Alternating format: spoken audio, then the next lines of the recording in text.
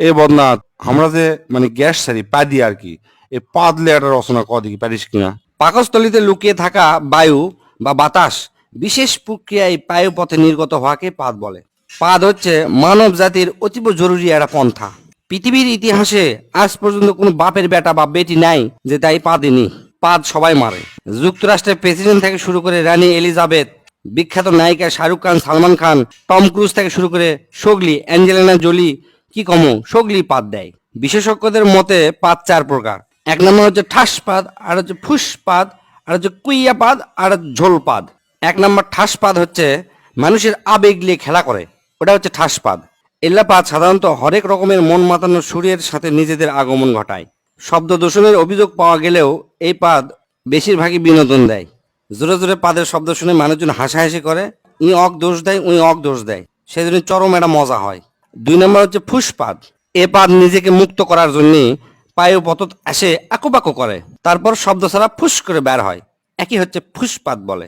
এল্লা পাদের কোনো সাধারণত অস্তিত্ব নাই, গন্ধ সঙ্গে এল্লা হচ্ছে অস্তিত্ব খুঁজে বের করা লাগে।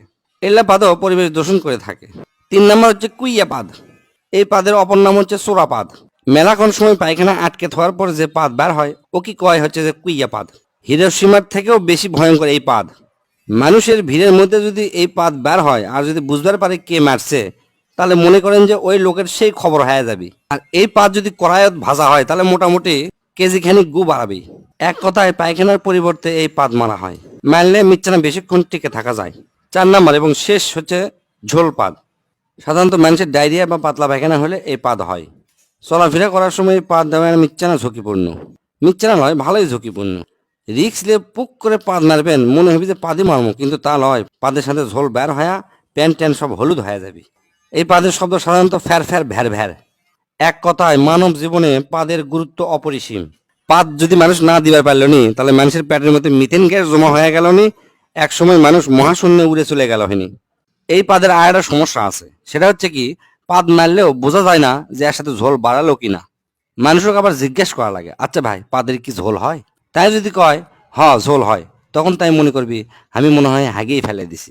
আবার মনে করেন যে হাঁটতে হাঁটতে চিন্তা করছেন যে পিছন দিকে ঠান্ডা লাগিচ্ছে বা প্যান্টটা ভিজে গেছে, তখন মনে করবেন যে এই পাদের থেকে ঝোল বাড়াছে। এই চার প্রকার পাদের মধ্যে প্রথম দুটো একটু আরামদায়ক, মানে দেওয়ার পরে শান্তি পাওয়া যায়, কিন্তু পরের দুটো হচ্ছে যে খুবই সাংঘাতিক।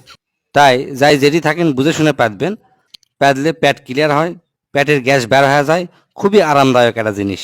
আর চার নাম্বার হচ্ছে ঝোল পাত দেওয়ার আগেই ডাক্তারের সাথে যোগাযোগ করবেন যেন ঝোল পাতটা না বের হয়। স্যার কেঙ্কা হচ্ছে? তুই তো আমাকে চোদ্দা মানে ফেলে দিল রে। তুই আমাকে এত সুন্দর করে বুঝে দিব আমি ধারণাও করবার পারিনি।